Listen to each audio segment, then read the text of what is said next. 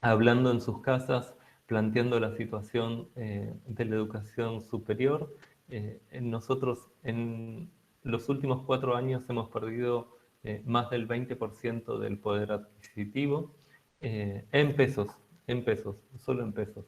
Eh, si, si, si hiciéramos la transformación a dólares, que no es algo que a mí me guste, estaríamos muy por encima de ese valor, de ese porcentaje. Entonces, lo que les pido es que primero reflexionen ustedes, que sean críticos, que consideren las consecuencias de las diferentes políticas públicas respecto a la educación superior y que discutan.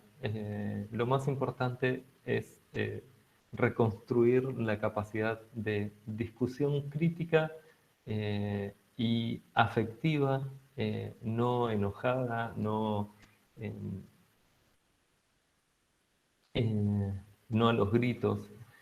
Una discusión constructiva que pidiendo argumentos si alguien tiene otra visión, porque si no entramos en esa vorágine de los gritos y eh, eh, de las afirmaciones dogmáticas sin muchos fundamentos. Entonces me parece que la tarea de nosotros como universitarios, y acá les incluyo a ustedes, es aportar una mirada crítica, calma sobre la situación y reflexiva, que es lo que falta muchas veces. Y anclada en la realidad.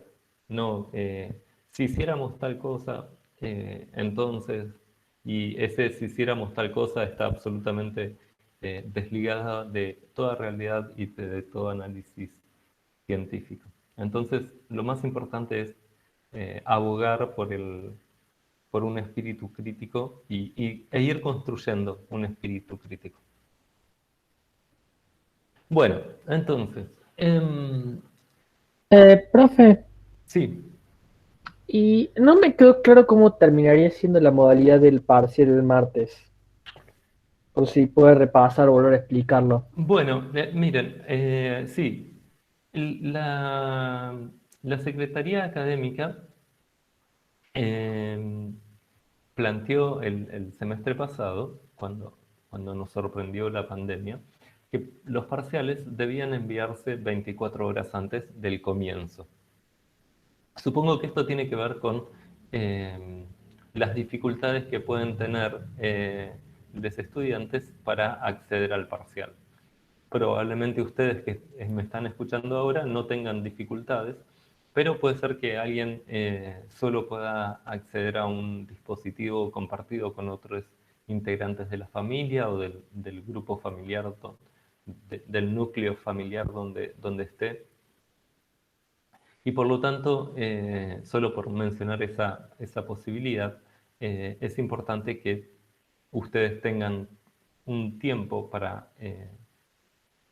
acceder al parcial.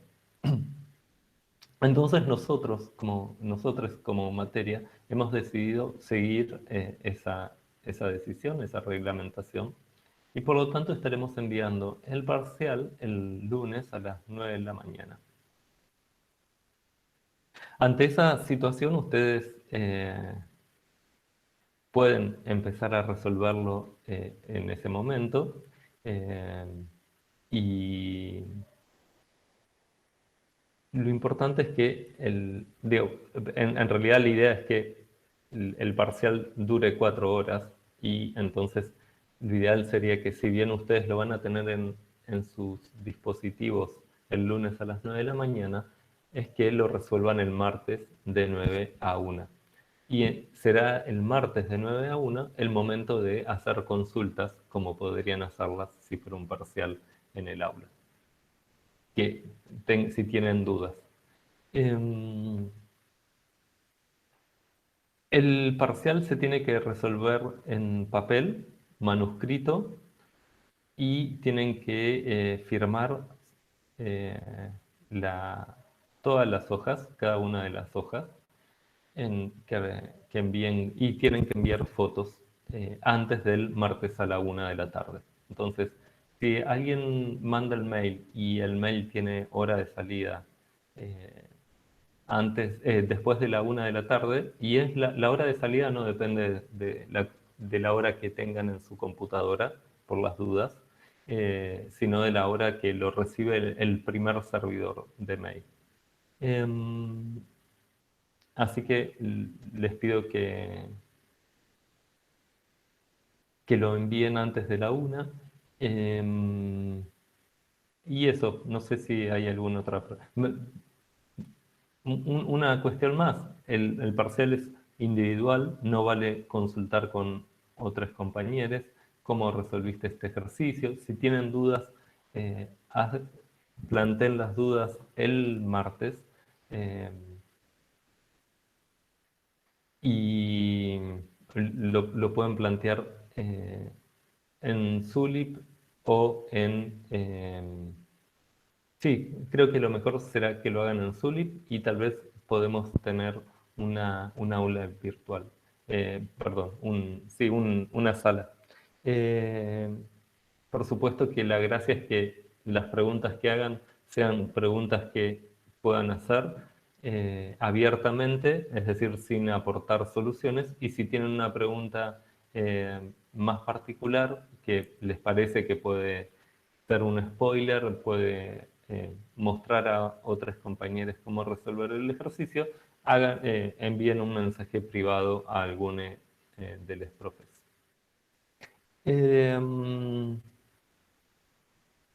Eso es todo. ¿Alguna otra pregunta sobre el parcial? Sí, hola, ¿se escucha? Sí. Sí, una cosa, si no me equivoco, el 21 justo nosotros tenemos parcial de análisis matemático 2. Nada más quería Ajá. ese detalle. Bueno, bien. Bueno, entonces yo voy a coordinar con la Secretaría Académica, voy a plantear la situación y vemos cómo lo resolvemos. Vale. Yo voy a estar avisando por mail, vía el aula virtual, y en Zulip lo que terminemos decidiendo. Gracias por el aviso.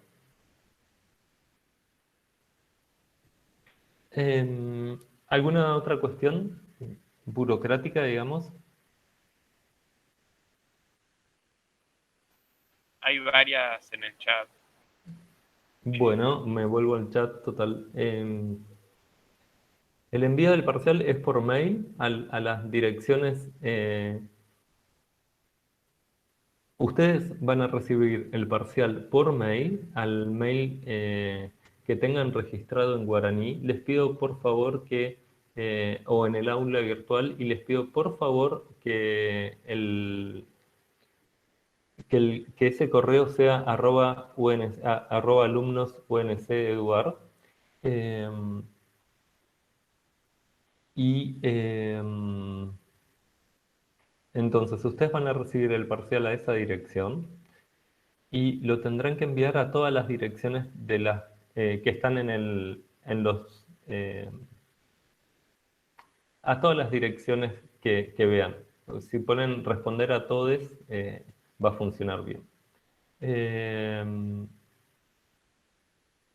Entonces creo que con eso respondimos las preguntas de Claudia y Gladys. Y sobre el simulacro de parcial. Empecemos por la de Benjamín. Dice, durante esta semana ¿nos podría enviar las respuestas del modelo de parcial? Bueno, en principio yo voy a hacer paro miércoles y jueves, y hacer paro significa no hacer ningún trabajo que tiene que ver con mi función docente y otras funciones que podría tener en la universidad. Por lo tanto, podría mandar algo el viernes, ¿sí? Porque yo, además de dar clases, tengo otras responsabilidades y, o sea, mi tiempo no es solo dar clases. Así que en tanto y en cuanto yo pueda tener ese tiempo, sí, sí puedo mandar respuestas al modelo de parcial. Eh, y si no, no. Eh, es como la gracia del paro es que se sienta, que tenga un efecto. Y que ustedes digan, ah, bueno, entonces es importante que el gobierno convoque a la reunión paritaria, eh, y entonces así ganamos más fuerza, gana más fuerza nuestro reclamo.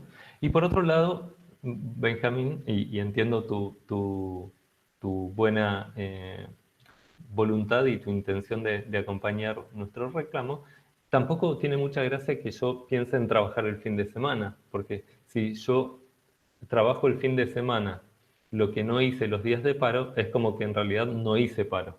Corrí los días de trabajo y me estoy restando momentos de descanso, que es un derecho laboral conquistado gracias a la unión de trabajadores.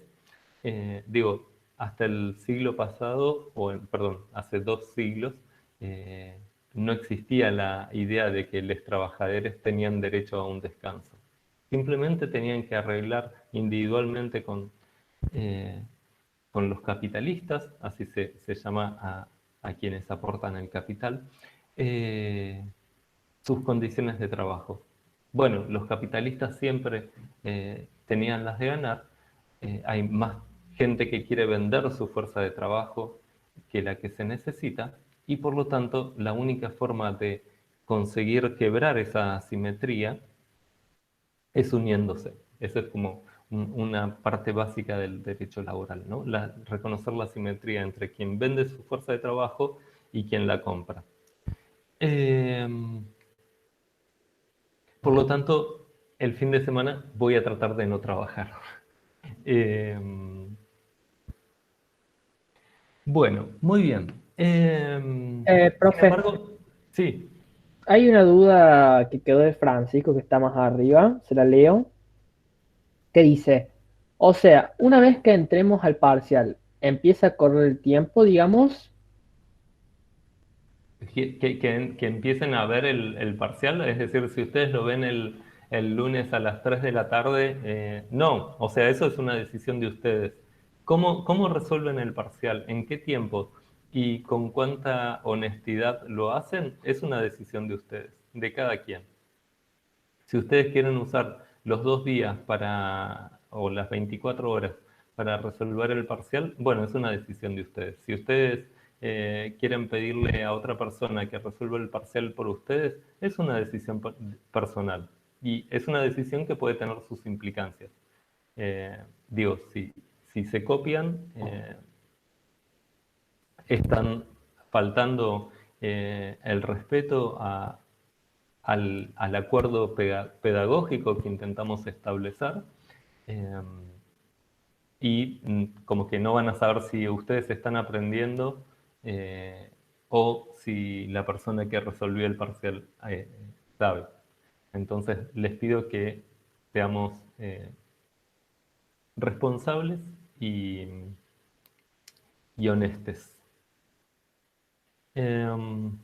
Bueno, ahora sí pasamos ¿queda alguna otra pregunta? Yo quería preguntar si puede pasar el link del documento. Ah, sí, puedo pasar el link del documento. No le llega. Ah, no sé si está. Bueno, igual si entran a la carpeta de teóricos, que debería estar pública, está ahí. Ah, bien, gracias.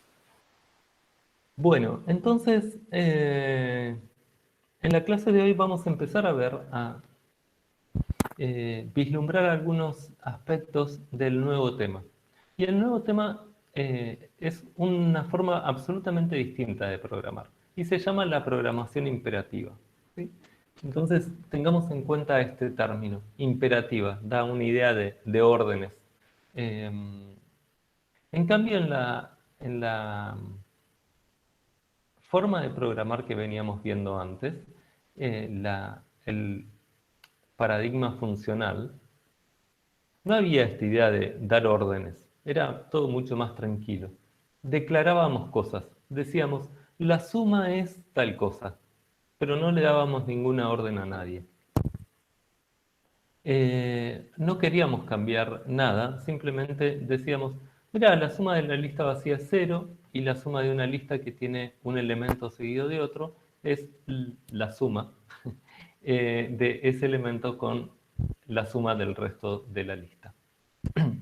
Y definiendo funciones, podíamos construir expresiones que era la aplicación de funciones a otras expresiones. Y teníamos algunas cuestiones básicas como el análisis por casos o expresiones guardadas. Y entonces, ¿en qué consistía un programa? Un programa era simplemente la aplicación de funciones a otras expresiones. Y esas otras expresiones, por supuesto que podían tener aplicación de funciones a otras expresiones y así sucesivamente hasta que llegábamos a los bloques básicos que constituyen nuestro lenguaje, que son las variables, las constantes y algunas funciones predefinidas. ¿Y en qué consistía ejecutar un programa? Bueno, ejecutar un programa consistía en evaluar la expresión hasta obtener un valor. ¿Y qué era evaluar? Evaluar era reducir paso a paso la expresión hasta que no pudiéramos reducirla más. Por ejemplo, si tenemos la suma de la lista, que es la concatenación de 1, 2 con la lista 3, 4, bueno, tenemos que ir resolviendo. Y para resolver, acuérdense que en nuestro modelo de resolver expresiones tratábamos de empezar desde lo de más afuera hasta lo de más y solo veíamos lo de adentro si era necesario. Y entonces la suma de esta expresión era, teníamos para poder aplicar la definición de suma, teníamos que resolver la concatenación. Y entonces una vez que resolvimos la concatenación, y fíjense que resolvimos solo un poquito de la concatenación, dejamos 2, la lista que solo tiene 2 concatenado con la que tiene 3 y 4. Y como ya vimos que todo el argumento de la suma era una lista que empezaba con un elemento o tenía un elemento en la cabeza, entonces podíamos aplicar la definición de suma, desenvolver la definición de suma y quedarnos con la sustitución, digamos, el lado derecho de esa definición, donde sustituíamos x por 1 y xs por el resto de la lista. Y en este proceso es fundamental esto que hemos llamado pattern matching, hacer encajar las variables que aparecen en la definición con las expresiones que aparecen en la expresión original. Y de esta manera podemos encontrar que el resultado final del programa original, que era este, suma de 1, 2 concatenado con 3, 4, es 10. Entonces, en eso consiste la programación funcional. Construir funciones y combinarlas para hacer programas, finalmente aplicar esos programas a algún valor inicial y la reducción paso a paso nos da el resultado final. Pero esta forma de programar es bastante alejada a cómo son las computadoras en realidad. Podemos decir que la programación funcional implica una abstracción importante sobre la arquitectura real de las computadoras. Y es algo muy útil eso, porque podemos especificar problemas complicados, no sé, calculamos la aproximación del coseno de una manera muy sencilla, muy elegante. O podemos decidir si una palabra es un eco de alguna sílaba, de una manera muy elegante. Entonces, la virtud de la abstracción es que nos permite resolver problemas relativamente abstractos de una manera muy sencilla. Es decir, el paradigma de programación funcional acerca las abstracciones a la posibilidad de implementarlas en una computadora. Pero ¿cómo es en realidad una arquitectura de las computadoras? ¿Cómo es la arquitectura de las computadoras? Y acá estoy haciendo muchas simplificaciones. Como siempre, no es la intención explicar al detalle cómo es una computadora, sino tener un modelo abstracto, pero más cercano al real, de cómo es una computadora. Entonces, podemos pensar que una computadora tiene dos partes principalmente. Lo que se llama la CPU, la parte de la computadora que realiza los cálculos en sí, pero para realizar los cálculos tiene que tener datos a mano, ¿sí? Si le decimos multiplica dos números, nos va a decir, bueno, ¿qué números? Entonces, la CPU tiene la lógica, hecha con electrónica, de cómo multiplicar números, restar, y no son tantísimas operaciones. Son unas cientos de operaciones muy básicas que tiene la computadora. Muy bien, entonces, ¿dónde residen esos datos con los cuales va a operar la CPU, el, el cerebro de la máquina? Digo, el cerebro lo estoy diciendo en un sentido muy laxo, no quiero hacer ningún paralelismo serio. Entonces, los datos van a estar en la memoria. Y podemos pensar que la memoria tiene dos partes, o en realidad tiene una sola parte. Tiene los datos, ¿no? Pensaríamos que, bueno, la memoria que tiene los datos de donde toma la CPU los valores para hacer esos cálculos. Suma 1 con 2, 3 con 4 y así sucesivamente. Muy bien, pero tenemos una sola CPU que puede que puede ejecutar muchos programas. Entonces, ¿dónde están los programas? ¿Cómo sabe la CPU qué programa tiene que ejecutar? Bueno, para eso la CPU tiene que tomar el programa que va a ejecutar de algún lado. Es decir, ¿cómo sabe la CPU que ahora tiene que sumar 2 a 3 y poner ese resultado en algún lado? Bueno, eso lo dice el programa. Entonces, podemos pensar que en realidad hay dos memorias. Está la memoria de los datos, le pongamos acá la memoria de datos, por un lado, y la memoria del programa. Entonces, en esta materia lo que vamos a pensar es que en la memoria de datos solo tenemos valores numéricos.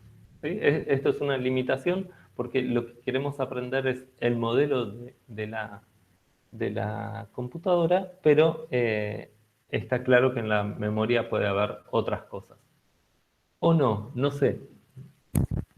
En cualquier caso, en nuestras memorias, en nuestra memoria de datos, va a haber solo números. Y por otro lado tenemos la memoria del programa que va a decir, bueno, primero hace esto, después hace esto, después hace esto. ¿Sí? Acá debería haber como una posible continuación del programa. Pero nuestro programa va a consistir en estas dos instrucciones, en estas dos sentencias, en estos dos comandos. Y fíjense, usé la palabra comando, ¿no? Que da la idea de una orden. Bien, entonces tenemos un programa que es una lista de instrucciones, una lista de comandos que tiene que hacer la CPU, pero la CPU tiene que saber cuál le toca realizar a continuación. Entonces, si bien el programa solo consiste en una lista, en una secuencia de instrucciones, la CPU también necesita saber cuál es la instrucción que le toca ejecutar a continuación, cuál es el comando que le toca ejecutar a continuación. Entonces, necesitamos, además de el programa en sí, necesitamos un puntero o una indicación que nos diga dónde está la ejecución actual. O mejor dicho, cuál es la instrucción que se tiene que ejecutar a continuación.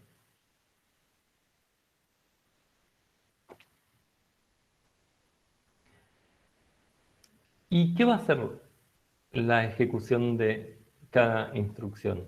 Bueno, lo que va a hacer la ejecución de cada instrucción es cambiar la memoria de datos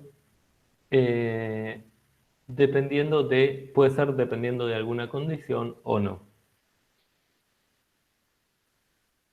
Entonces, ¿qué es un programa? ¿Qué va a ser un programa imperativo? Un programa imperativo va a ser una secuencia de instrucciones. Ya vamos a ver cuáles son esas posibles instrucciones y en qué va a consistir la ejecución de un programa imperativo.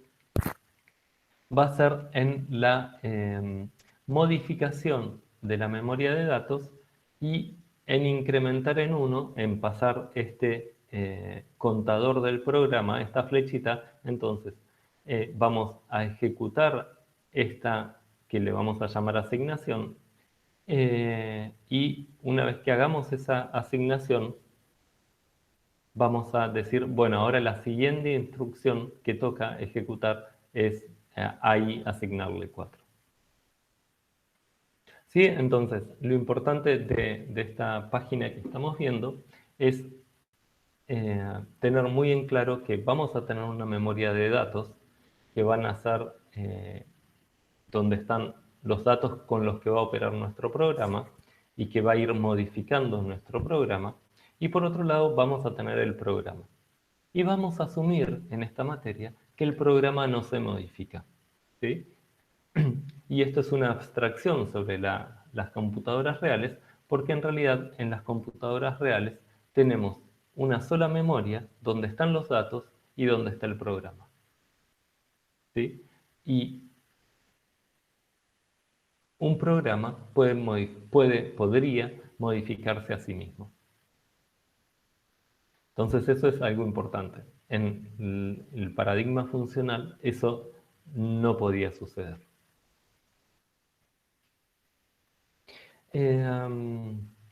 Bien, entonces recordemos, tenemos dos memorias, la memoria de datos y el programa en sí. Y para referirnos al programa ya no vamos a usar la expresión la memoria de programa, sino vamos a simplemente decir el programa.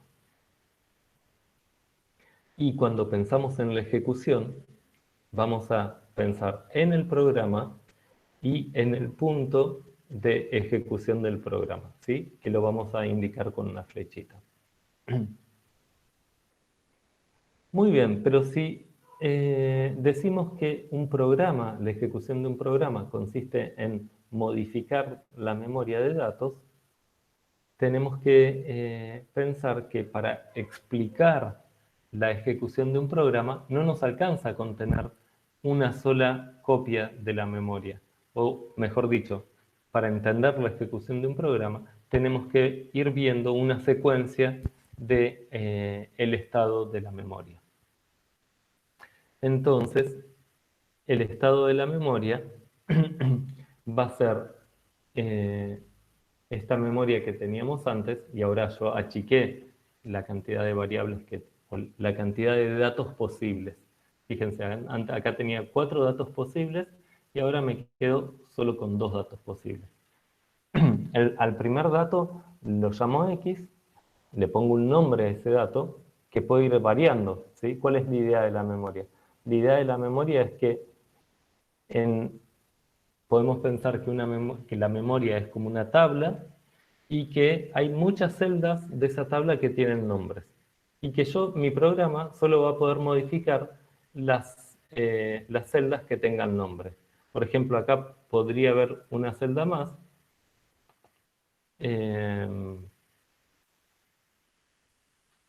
acá tenemos una celda más, pero como no tiene ningún nombre, no voy a poder acceder a ni el contenido que tiene esta celda, ni voy a poder poner nada en esa celda, ¿sí? Es decir, en nuestros programas vamos a tener muy en claro cuáles son las posiciones de la memoria a las cuales vamos a acceder. Y las posiciones a las cuales podemos acceder le vamos a llamar variables. Muy bien, entonces cuando vayamos ejecutando un programa, es decir, fíjense, tenemos el programa es siempre el mismo. Tenemos 3 veces el programa repetido. ¿Y por qué está 3 veces? Bueno, porque primero nos toca ejecutar la primera instrucción, después nos toca ejecutar la segunda instrucción y finalmente cuando llegamos al final de las instrucciones concluyó la ejecución de un programa. Y en la parte de arriba lo que tenemos es el estado de la memoria. Es decir, yo tenía 2 celdas con nombre, X e y inicialmente tienen el valor 1 y 2, pero una vez que ejecute la primera secuencia, la primera sentencia, el primer comando, bueno, tal vez una de estas celdas cambie de valor. Tal vez, puede ser que ninguna cambie de valor, pero puede ser que sí cambie de valor. Entonces, me parece que es un buen momento para que hagamos una pausa. Yo ahora detengo la presentación, pero me quedo aquí por si quieren preguntarme algo.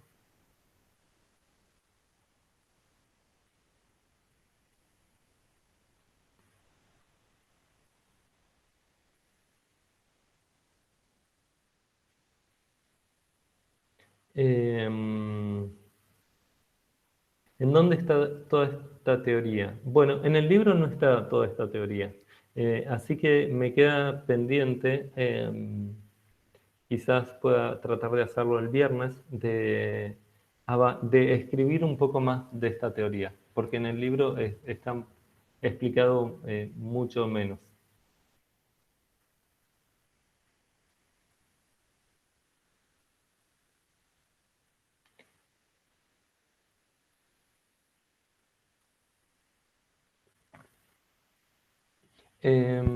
Sí, verán, 10 minutos de recreo. Leandro pregunta si resuelvo el parcial el día antes, ¿lo puedo enviar apenas termine? No. Entonces, el parcial lo tienen que enviar entre las 9 y la 1 eh, del martes.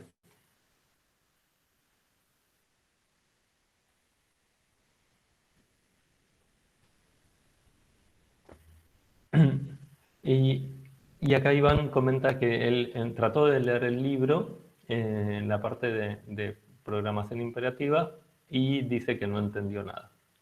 Yo creo efectivamente que el libro este, que el libro asume como una comprensión del modelo de programación imperativa que no me parece que podamos asumirlo. Entonces, creo que es necesaria esta explicación un poco más lenta.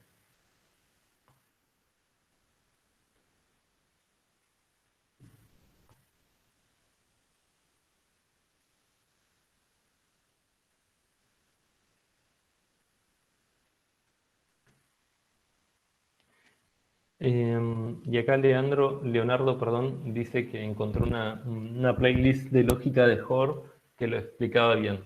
Yo no tengo idea qué es lógica de Hoare, Leonardo, así que quizás prefiero primero comprender de qué se trata un programa imperativo y después, recién después, tratar de ver cómo lo especifico. Porque en realidad lo único que leí de lógica de Hoare es que es como una forma de especificar programas imperativos, pero no tengo mucha idea.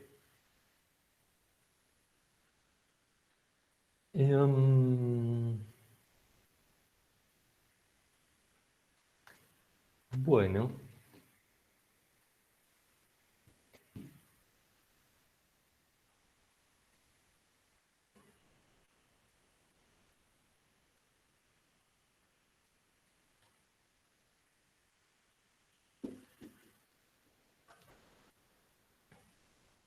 ¿Cómo vienen con los prácticos, más allá de la resolución eh, del simulacro del parcial? Con los prácticos en sí, ¿cómo vienen?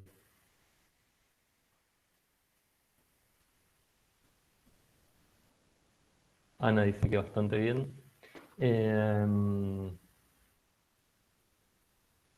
Ya voy a pensar, Ornella, alguna bibliografía complementaria. Como que quizás la cuestión con la programación imperativa es que es el modelo de computación habitual, más habitual, y los lenguajes de programación más comunes tienen más de imperativo que de funcional, aunque la mayor parte de los lenguajes está haciendo una mezcla entre ambos paradigmas y algún otro como programación orientada a objetos. Pero entonces decía como que la dificultad es que se puede pensar que hay demasiado material sobre programación imperativa. Pero ya se me está ocurriendo un material escrito por un profesor de la Universidad Nacional de Quilmes, que es muy didáctico y que puede ser una buena bibliografía complementaria.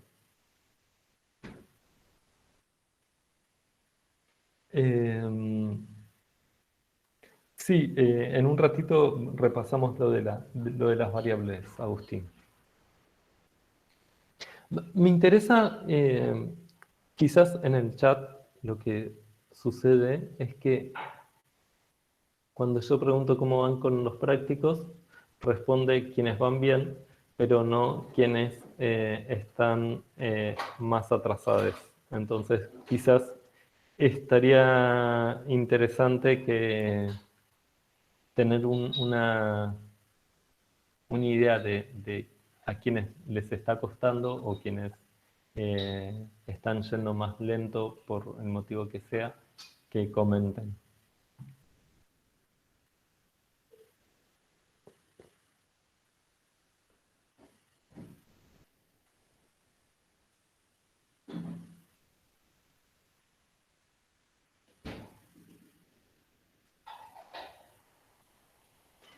Profe, ¿Sí? ¿puedo hacer una pregunta corta sobre el simulacro que mandó, sobre uno de los ejercicios? Bueno, sí. En el 4D, que pide que se especifique escoba, que decide si, además de poder recoger, se usan todas las cartas de la mesa. ¿Tiene que devolver ambos datos o ¿Cuál solo cuál devolver si se puede recoger con escoba?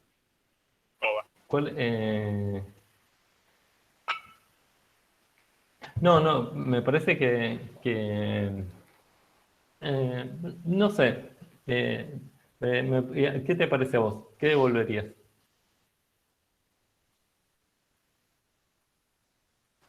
Y como que por lo que dice la consigna, Bueno, me parece que los dos. Porque dice que decir. Pero no, como que bueno, no me queda del bárbaro. todo Me parece claro. que es interesante. Ese simulacro es interesante porque tiene eh,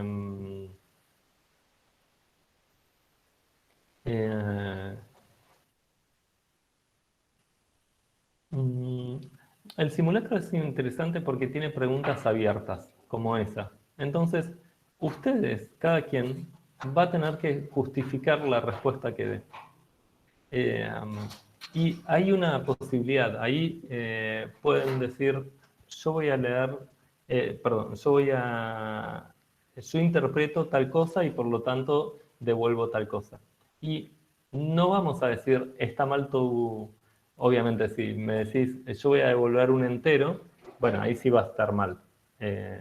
Podrás argumentar y es importante que argumenten, que justifiquen su respuesta, pero en función de la respuesta que den, nosotros podremos analizar los argumentos que usan. Entonces, quizás decís, bueno, para mí tiene que devolver un entero porque tal cosa, y en ese, si bien está mal la respuesta de que tiene que devolver un entero, en ese porque tal cosa puede haber algo que tenga sentido y podemos reconocer algún punto por eso. Esto no significa que tengan que escribir testamentos de justificación diciendo yo devuelvo un entero porque, y empiezan con, no sé, con la teoría del Big Bang y justifican que la Tierra es plana. Digo, si la respuesta es la Tierra es plana, es muy difícil que haya algún argumento del cual se pueda rescatar un punto. Ahora, si ustedes, dada esa pregunta, ustedes dicen, yo te devuelvo un booleano que dice si hiciste escoba o no.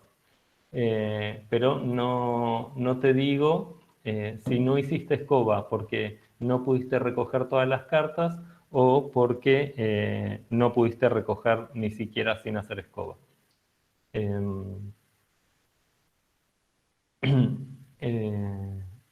Entonces, eso es, esa es digamos, un poco la forma de evaluar, ¿no? Es decir, en las preguntas abiertas,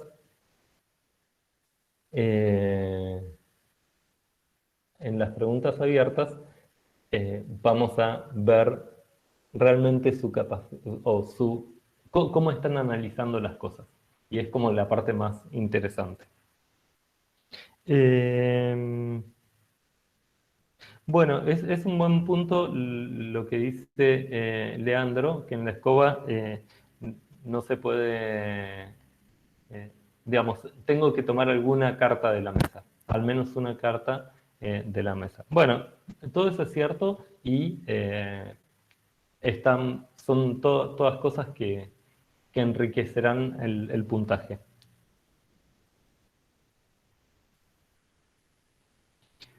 Muy bien.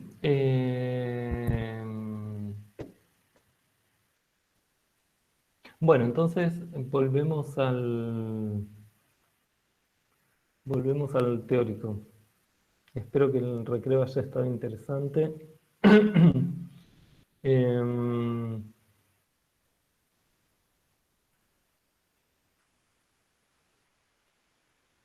Muy bien, aquí estamos. Entonces, un compañero había preguntado sobre las variables. Bueno, ¿qué son las variables? Entonces, las variables son esas celdas de la memoria que tienen nombre. Y en general nos vamos a referir a la variable x. Y cuando nos referimos a la variable x, va a ser casi indistinto con el valor que hay en la variable x. Pero para eso yo voy a hacer un cambio en el programa que había elegido para explicar. Entonces el cambio que va a hacer es que en vez de a x asignarle 3, no, a x le vamos a asignar 3 y ahí le vamos a asignar x. ¿Sí? Entonces fíjense que lo que puedo, del lado izquierdo de una asignación, la asignación es dos puntitos igual. Del lado izquierdo de la asignación solo puede haber variables y del lado derecho de la asignación puede haber variables y constantes numéricas, variables, y también podría haber expresiones aritméticas como x más 3. ¿Sí? Entonces este va a ser nuestro programa.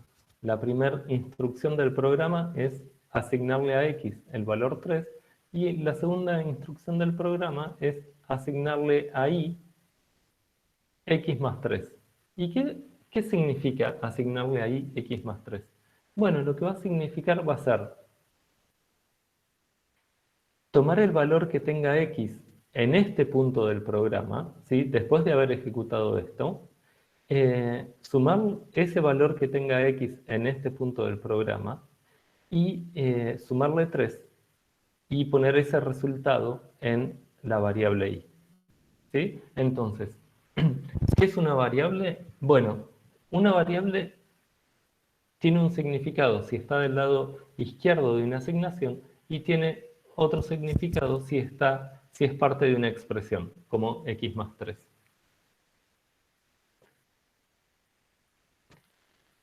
Si está del lado izquierdo de una asignación, lo que queremos decir es cambiar el valor que hay en la memoria, no importa el valor que tenía x antes, y poner el valor que es el resultado de la expresión que está a la derecha. Y si una variable está a la derecha en la expresión que está a la derecha de una asignación, el significado de la variable va a ser tomar el valor que tiene esa variable en este momento del programa. Entonces, para comprender mejor, cambiemos primero el programa y nos preguntemos cuáles son los estados de la memoria, ¿sí? Nosotros tenemos una sola memoria en la cual solo reconocemos dos posibles datos, X e Y. No nos podemos referir, voy a sacar esto, así, a ver si me sale sin perder mucho tiempo. No, no me va a salir sin perder mucho tiempo. Entonces, tenemos solo dos valores y inicialmente la memoria tiene estos valores. Entonces, como la memoria los valores que tienen cada una de las celdas puede variar a lo largo de la ejecución de un programa, necesitamos referirnos a el estado de la memoria, ¿sí? El estado de la memoria de datos, esto ya no lo decimos, porque la memoria es siempre la memoria de datos, entonces necesitamos un concepto que refiera a la situación particular, a los valores particulares que tiene cada una de las variables en cada momento del programa, de la ejecución del programa. Entonces, inicialmente, el estado de la memoria es que x tiene el valor 1 e y tiene el valor 2. ¿Sí? Y el punto del programa, es decir, el siguiente comando que nos toca ejecutar, es el que dice a x asignarle 3.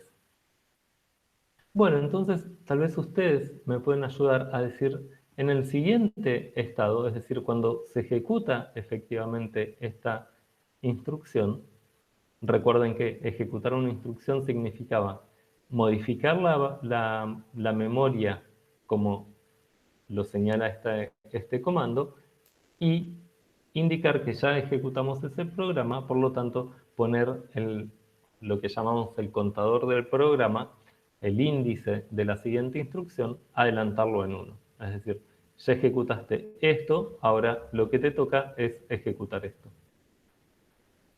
Pero entonces, en este nuevo estado de la memoria es una sola, pero vamos modificando su contenido. Entonces, el estado lo que nos permite ver es como las fotos de esta película que consiste en la ejecución del programa. Entonces, podemos pensar que un programa, el programa que primero a x le asigna 3 y después a y le asigna x más 3, que un programa es como una receta para hacer una película, donde cada fotograma de la película es el estado de la memoria, ¿sí? Y lo que va cambiando entonces es los datos que hay en cada una de las variables. Perfecto. Entonces, si la primera ejecución era asignarle a x el valor 3, en el siguiente paso, el siguiente estado, ¿cuánto va a tener x?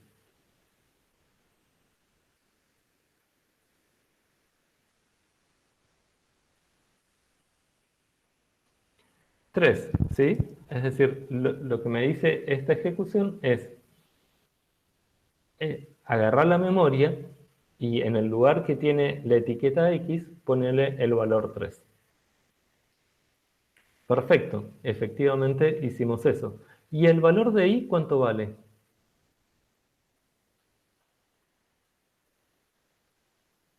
Ah, Camilo Grifa dice 4. ¿Por qué dice 4, Camilo? ¿Por qué valdría 4 el valor de i? ¿O fue un...? Ah, Tiago, ¿por qué 6?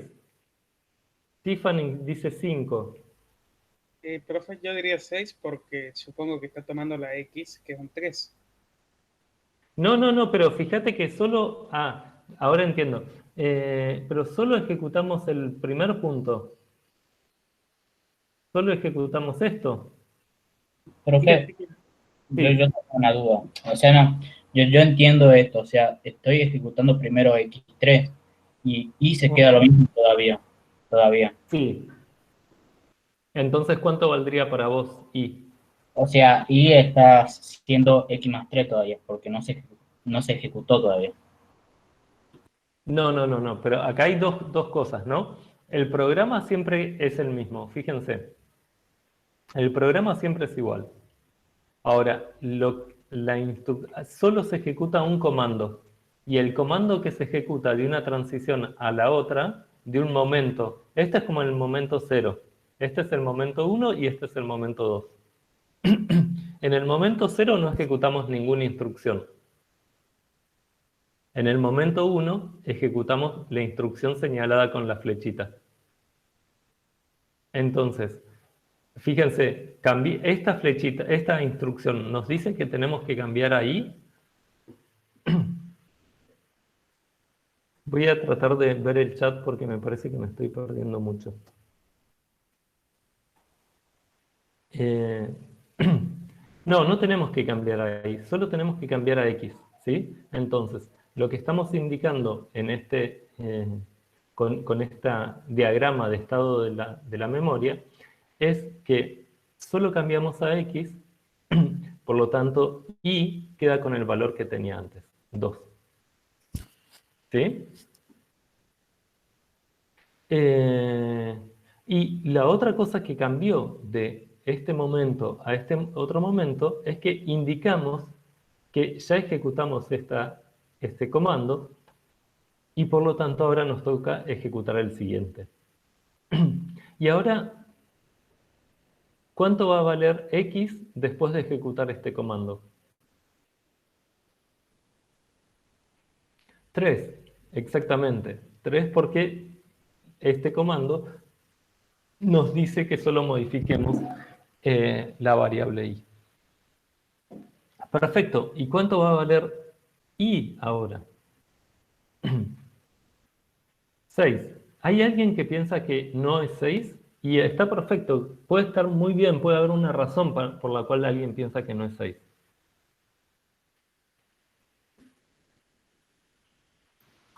Profe, yo quería preguntar qué pasó en el primer estado de la memoria que tenía X, que es 1, para terminar teniendo 3 en el programa. Como, y se ignoró que... Son dos cosas. Son dos cosas. Pero es una muy buena pregunta. Entonces, la pregunta sería, ¿de dónde? O yo hago otra pregunta. ¿De dónde, cómo aparecía ese 1 y ese 2? ¿No? Bueno, ese 1 y ese 2 son lo que llamamos los valores iniciales de las variables. Y de alguna manera podemos pensar que en realidad inicialmente hay algún dato y que podemos decir que parte de nuestro programa puede decir o va a decir cuántos son inicialmente los valores de X y de Y. Y es algo que vamos a hacer. Siempre vamos a decir, bueno, inicialmente, o vamos a asumir que podemos decir así, bueno, yo de alguna manera me encargué, la computadora se encargó de poner un 1 y un 2. Porque, digamos, es una ficción esto que voy a decir. Porque, por ejemplo, mi computadora en la variable x siempre pone 1 inicialmente, en la variable y siempre pone 2, en la variable z siempre pone 3, y así. ¿Está bien? Pero entonces estos son los valores iniciales que los vamos a tener que especificar de algún modo, y a partir de estos valores iniciales va a ser que comienza la ejecución del programa. Pero otra parte de tu pregunta era, ¿qué pasó con el... ¿Cómo era la otra parte de tu pregunta? ¿Qué pasó desde el estado de la memoria que tenía que X valía 1, que Sí. ahora es igual a 3? De pronto, con no sé qué estamos ejecutando. Bueno, lo que pasó fue que ejecutamos este comando. Y ejecutar este comando es muy simple. Ejecutar este comando dice, en la variable, digamos, ejecutar este comando significa cambiar en la memoria la variable X, o mejor dicho, la celda cuyo nombre es X, y ponerle un 3. Eso significa esta asignación. ¿Sí? Entonces esto lo leemos como la asignación y simplemente significa eso. En la variable X pone un 3.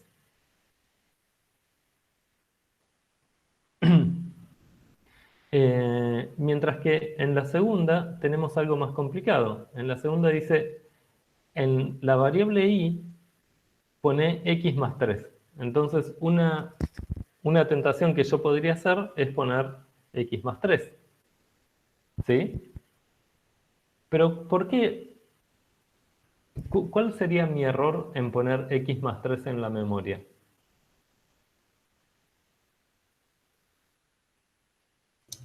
Eso es una operación, no tenemos que poner un valor numérico. Muy buena observación. Yo había dicho que en la memoria solo podía haber números. Así que esto no es un número, claramente no es un número, así que esto no puede ser. Entonces, ¿qué es lo que hace la computadora? Porque, ¿cómo sabe la computadora que en realidad acá tiene que poner 6? Entonces, esta es la distinción entre el significado de una variable en el lado izquierdo, que es anda a la celda que está indicada por esta variable y ponerle el valor de la derecha, y el significado de una variable cuando aparece del lado derecho. El significado de una variable cuando aparece del lado derecho es tomar el valor que está en esa celda de memoria. Entonces, yo lo que tengo que hacer es, en realidad no es esto, sino el valor que tiene X, ¿en qué estado? Bueno, en el estado en el que empiezo a ejecutar esta instrucción. Fíjense, esta instrucción es X más 3, la estoy ejecutando en este estado, por lo tanto, el valor de X va a ser 3. Ajá, pero esto sigue siendo una operación. Entonces, en realidad, lo que hace la ejecución de una instrucción cuando en el lado derecho tengo una expresión complicada es buscar el valor de cada una de las variables que aparezca acá y encontrar el valor de esa expresión. Y podemos pensar que encontrar el valor de esa expresión es parecido a encontrar el valor de una expresión en el lenguaje funcional. Solo que eso no lo va a hacer paso a paso, sino lo va a hacer más de alguna otra manera. Entonces, no sería un bucle. No tengo idea que es un bucle. En todo caso, no nos adelantemos. Es una buena pregunta, pero no la puedo responder, Ornella. Solo leí la partecita que me toca hoy. Bien, y entonces, ¿ya terminó la ejecución de nuestro programa?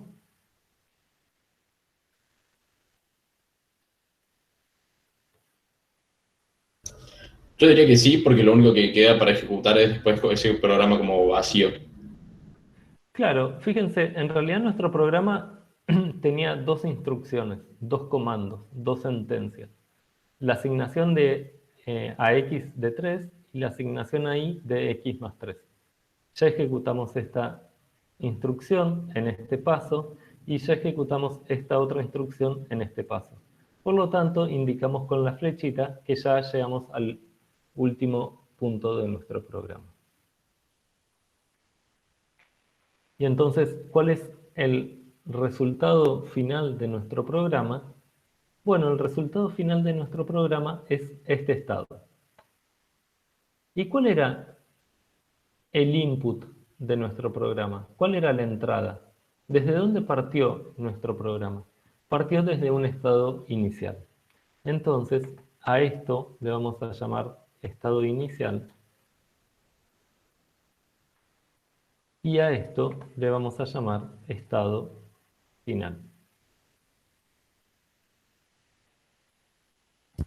¿Sí? Y puede ser que tengamos muchos estados intermedios. Entonces, ¿cuál es el significado de un programa imperativo? Nosotros tenemos este programa imperativo. Fíjense, el programa siempre fue el mismo. Recuerden esto, no cambiamos el programa.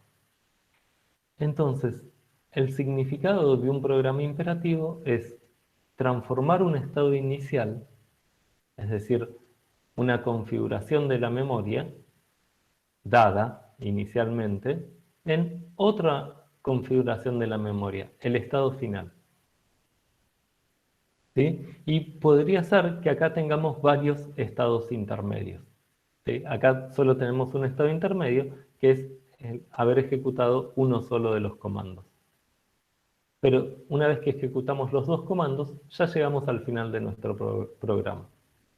Entonces, esto es como el kit de la cuestión de la programación imperativa. ¿Qué es un programa imperativo? Un programa imperativo es un bicho que toma un estado inicial y lo transforma en un estado final. ¿Sí?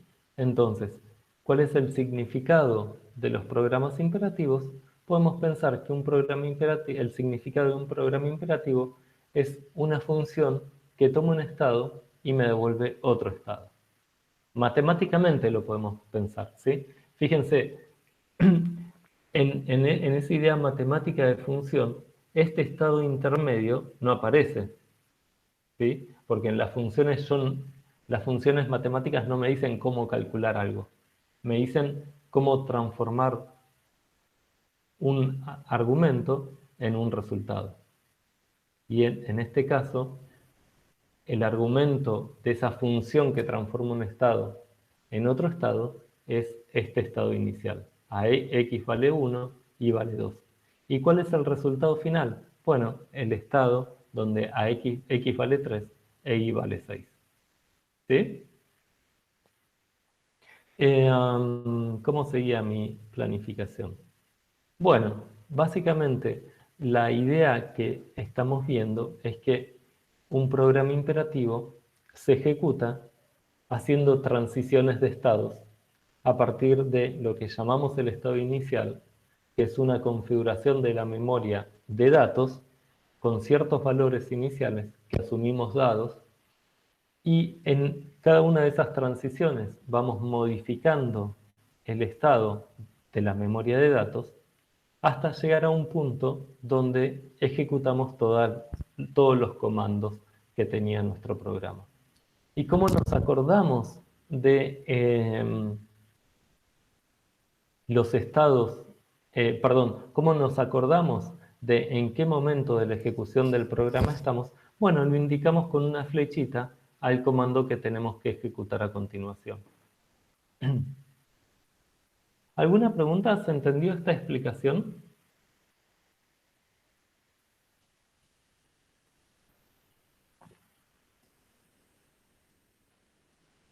¿Alguien no entendió esta?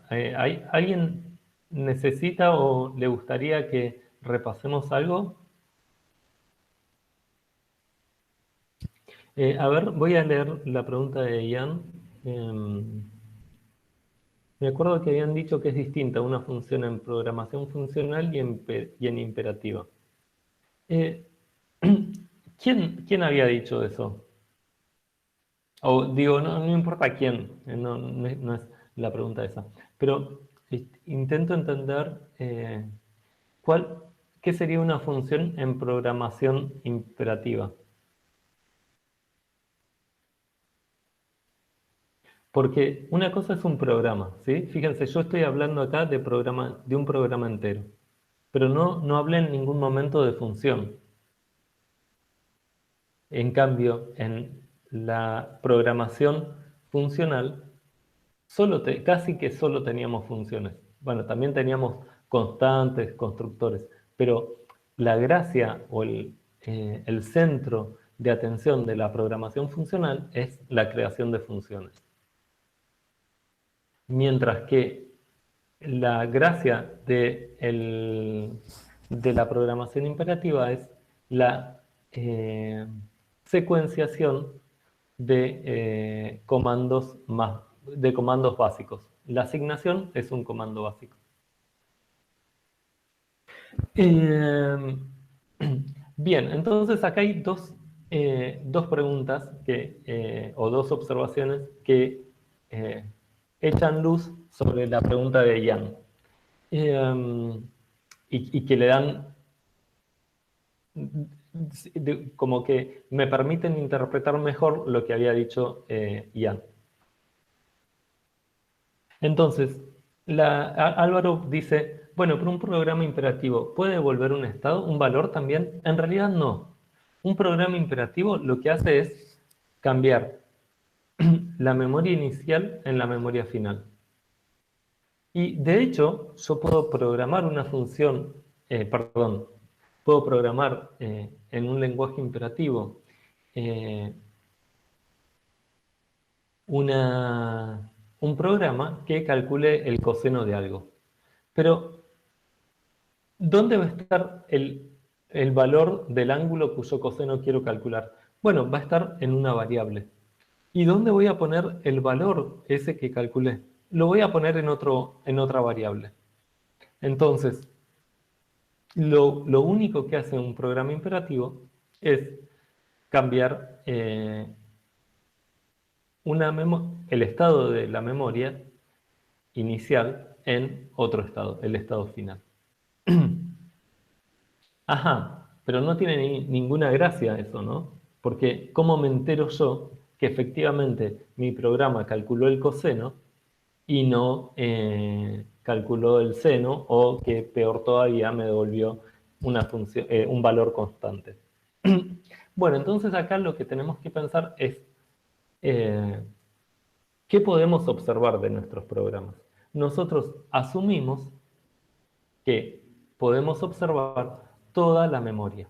Es decir, cuando vemos el estado inicial podemos ver toda la memoria. Es decir, si decimos que nuestro programa va a operar con las variables x e y, en el estado inicial podemos ver el valor que tiene 1 y que tiene x, 1, el valor que tiene y, 2. Y si bien vamos a razonar sobre los estados intermedios, podemos razonar sobre los estados intermedios, en realidad lo otro que podemos observar es el estado final de la ejecución del programa. Y como podemos observar el estado final, podemos ver cuánto es el valor de eso que calculó. Es decir, si yo te digo, voy a calcular el coseno del ángulo que está en x, cuyo valor está en x, y te voy a dejar el resultado en y, bueno, entonces podemos poner acá nombres de variables un poco más razonables, ¿no? Podríamos ponerle ángulo, y es un nombre válido para una variable, y está muy bien. Entonces acá, bueno, pero si hacemos ese cambio, en todos estos lugares deberíamos poner ángulo, acá ángulo, ¿no? Pero la idea es que, entonces, uso las variables para indicar dónde están los datos iniciales, y uso las variables también para dejar el resultado final que me interesa. Entonces, en este caso, yo podría decir a esta variable llamarle coseno del ángulo, ¿sí? O coseno guión bajo del ángulo, ¿sí? Entonces, de esa manera es que devolvemos valores. Devolvemos valores poniendo el valor en alguna de las variables, el valor que nos interesa en alguna de las variables. E Iván decía, bueno, pero vos me decís que no hay funciones en la programación imperativa y acá tenés x más 3. Y Bruno dice, no, pero eso es un operador. Bueno, es cierto, es un operador, pero es una función. En realidad, puede haber funciones, de hecho yo podría poner acá f de 3, donde f es una función. Pero entonces debería complicar muchísimo mi explicación de lo que es un programa imperativo, porque debería darle sentido no solo a expresiones simples como la suma, sino también a invocar una función, llamar la función f, aplicar la función f al valor 3. Y eso es bastante más complicado. Por supuesto que los lenguajes reales nos permiten, los lenguajes imperativos reales, nos permiten definir funciones y usarlas. Pero en esta materia, en lo que sigue, no vamos a ver eso. ¿Sí? En algoritmos y estructura de datos 2 van a ver eso hasta el cansancio. ¿Sí? Entonces, recuerden siempre que estamos haciendo un recorte de la realidad para poder comprender los conceptos. Profe, ¿puedo comentar algo? Sí, claro. Acá preguntaba Álvaro si digamos, los programas imperativos pueden devolver un valor. Y como respondió el profe, los programas imperativos van transformando la memoria paso a paso, digamos, instrucción a instrucción. No devuelven en principio un valor concreto, sino que podemos definir funciones, y hay una función en particular que lo que hace es imprimir en pantalla valores. Entonces, por ejemplo, yo puedo imprimir en la pantalla el valor X con una función que se llama print, ¿no? Que me muestra el valor que tiene esa variable. Pero no es que devuelvan en sí variable, sino que simplemente me la muestra. Pero lo que hace es modificar en la memoria el programa, ¿no? Sí, es muy buena la acotación de Leo, porque yo dije que podemos observar la memoria, y cuando dije eso me estaba refiriendo a conceptualmente. No es que podemos observar la memoria de nuestra computadora, ¿no? Nuestras computadoras tienen una memoria muy, muy grande, y si estuviéramos revisando cada uno de los valores que tienen la memoria, no terminaríamos más. Entonces, ¿cómo hacemos para informar a los usuarios lo que calculamos? Y bueno, como dice Leo, imprimimos el valor que calculamos. O por supuesto que podemos mostrar en algún punto, en algún lugar de nuestra pantalla, en algún lugar de la página web, podemos mostrar el valor. Entonces, muy buen punto, Leo, gracias. Pero imagínense que si para razonar matemáticamente sobre los programas nosotros tuviéramos que poner, mostrar el valor mostrar el valor estaríamos mezclando dos cosas muy distintas. Por un lado estaríamos diciendo, queremos razonar sobre los valores que hay en la memoria, pero para razonar en los valores que hay en la memoria tendríamos que estar imprimiendo y darle un significado a esa cosa que llamamos imprimir o mostrar. Entonces se mezclarían muchas cosas. Por lo tanto, lo mejor es decir, no, vamos a pensar que tenemos a nuestra disposición o podemos podemos escudriñar toda la memoria, todo el estado de la memoria. Bueno, entonces Álvaro dice, entonces si a una variable le asigno una función, la función accede a la memoria de X para cambiarle, asignarle un valor. No, en realidad cuando yo pongo del lado derecho una función, sucede algo mucho más complicado. Y, por ejemplo, podría ponerle f de x o f de y. Entonces, lo que va a suceder cuando pongo esto del lado derecho es que se abre como una computación dentro de la computación. Cuando digo una computación estoy diciendo que, bueno, ahora tengo un programa, un subprograma que tengo que ejecutar para encontrar el valor final de esta función, y ahí sí voy a tener, esta función va a devolver un valor, ¿sí? Pero a su vez esa función está escrita en un programa imperativo, así que en realidad esa función va a cambiar valores. ¿Y qué pasa si en esa función cambia el valor de x? Hay muchas cosas muy delicadas. Entonces, Álvaro, lo que sugiero es, pensemos que en nuestro programa no podemos asignarle funciones o no podemos asignarle aplicación de funciones a las variables.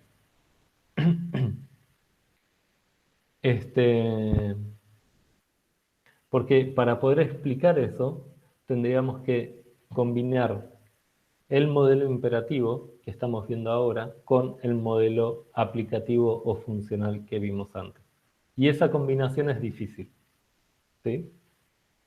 Los detalles de cómo sucede la ejecución de una llamada función en el lado derecho de una asignación, lo van a ver en paradigmas, que es una materia de tercer año. Obviamente, en segundo año van a comprender cómo se hace eso, pero por el momento me parece que es importante que no nos adelantemos.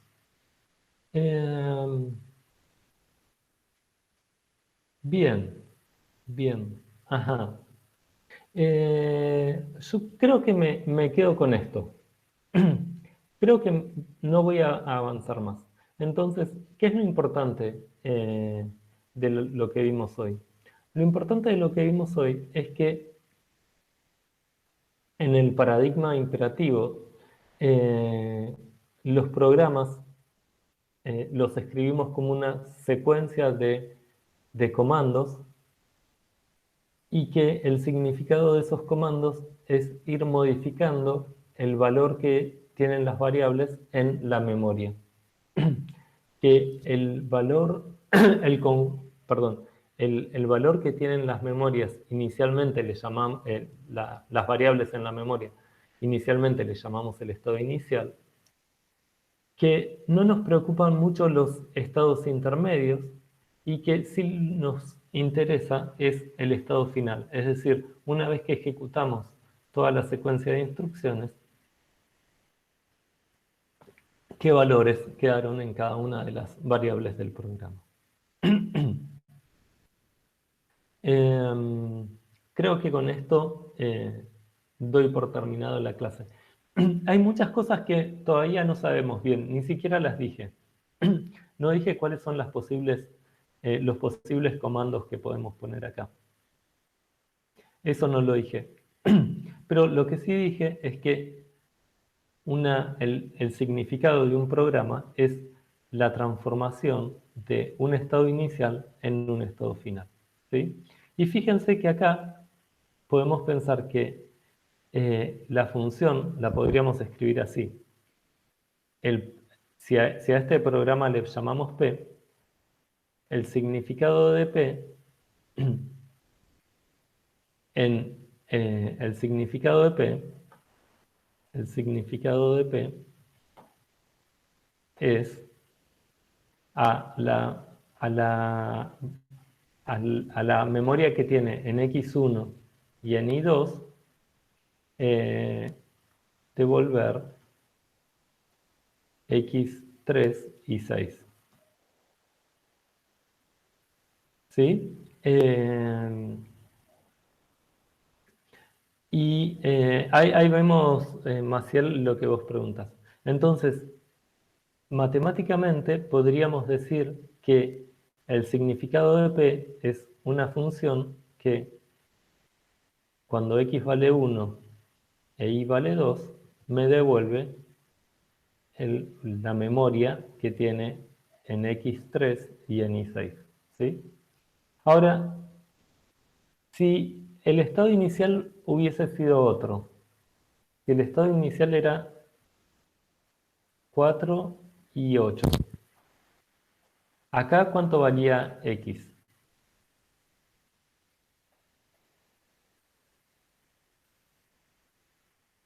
3. X valía 3. ¿E Y cuánto valía?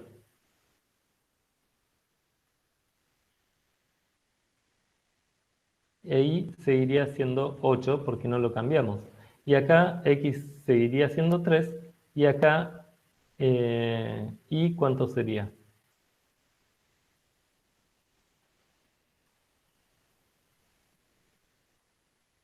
Bueno, está buenísima las respuestas que me dan. Me dicen, algunos me dicen 11, otros 6, otros 7.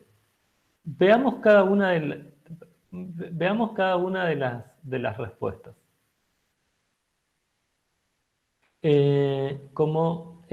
¿Por qué podría ser 11? Bueno, porque Y tenía 8, si le sumo 3, si le sumo X, sería 11. No, pero en realidad estoy sumando X con 3. Pero entonces X valía 4. Sí, pero eso es si el estado inicial. Pero yo estoy en este estado, entonces Y vale 6. Entonces, fíjense, como P es una función matemática, no solo tengo que decir cuánto vale en este valor, cuando tengo esta memoria inicial, sino tengo que decir también cuánto vale cuando tengo esta otra memoria inicial.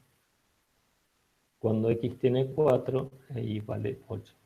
Entonces, el significado de P en esta memoria inicial también es eso.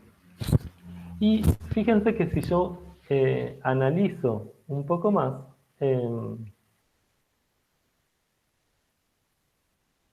si analizamos un poco más, vamos a ver que en realidad no importa con qué valor empiecen X e Y, es decir, si X vale cualquier valor inicial, llamémosle X mayúscula, e Y vale cualquier valor inicial Y mayúscula, entonces el resultado final va a ser el mismo siempre.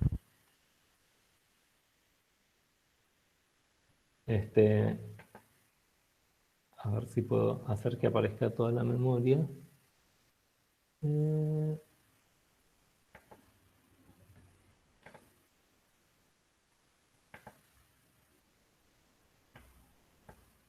Ahí está. El resultado inicial siempre va a ser el mismo. Sí, tal cual. Fíjate, Alexis, que eso es lo mismo que acabo de escribir. Y fíjate, Iván, que en realidad los parámetros que toma la función, o el input de un programa imperativo, ya no son más valores individuales, es toda una memoria, ¿sí? Entonces yo escribí toda esta memoria como de esta manera. En X tengo el valor 1, en Y tengo el valor 2. Y la forma más general de decirlo es X tiene cualquier valor, X mayúscula, esto es algo que vamos a utilizar, esta convención, decir una variable, digamos, un valor cualquiera, vamos a representar con una letra mayúscula. Entonces, si X tiene un valor cualquiera, e Y tiene otro valor cualquiera, bueno, el resultado final de ejecutar el programa va a ser la memoria que tiene 3 en X y 6 en Y. ¿Sí? Entonces, este es el significado de este programa imperativo. Lo que vamos a ver la clase que viene es que en realidad esta forma funcional de darle significados a los programas está muy bien, pero puede ser complicada para razonar sobre la corrección de los programas. Porque recordemos cuál es nuestra postura en esta materia. Nosotros queremos poder especificar los programas y luego ver que un programa dado satisface una especificación. Es decir, que el programa es correcto para la especificación que nos piden. Que el programa resuelve el problema que describe la especificación. Bueno, con esto, entonces, recordemos, el jueves no hay clases porque hay paro. Y el parcial, en principio es el martes, pero como el miércoles tienen otro parcial, avisaremos por el aula virtual en que quedamos. ¿Algún otro comentario? Gracias, Maciel, por recordar tu pregunta. No pueden aparecer nuevas variables. En nuestro lenguaje de programación imperativo no pueden aparecer nuevas variables. Todas las variables que necesitemos en nuestro programa las tenemos que declarar inicialmente. Ya veremos cómo hacemos esa declaración, pero no pueden aparecer nuevas variables. En un lenguaje real, lo que sucede es que tampoco pueden aparecer nuevas variables, pero sí podemos referirnos a posiciones de memoria que no tienen nombre, que no tienen nombre.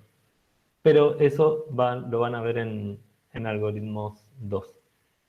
Y tal vez en el lab, pero no estoy seguro si en el lab de algoritmos 1. ¿Alguna otra pregunta?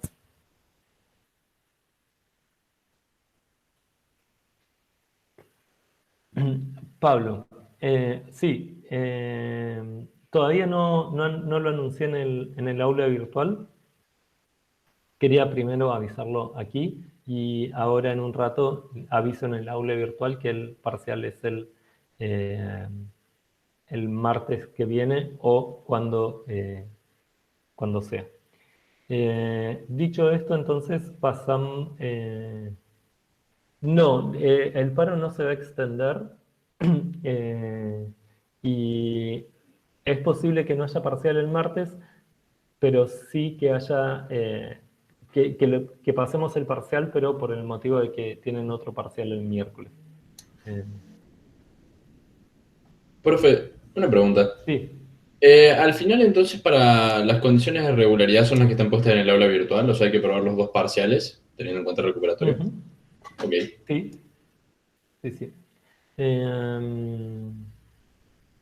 Sí, Manuel, siempre tenés que tener definidas tus variables antes de ejecutar un programa. Eso es algo que tiene que suceder. Y sí, Ornella, tal cual, el programa va a empezar con la declaración de las variables. De alguna manera, ya veremos cómo.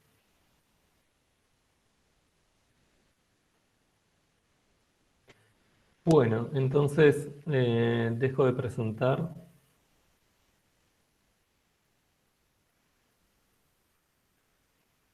Y dejamos de grabar y en un ratito nos vemos en las aulas de los prácticos.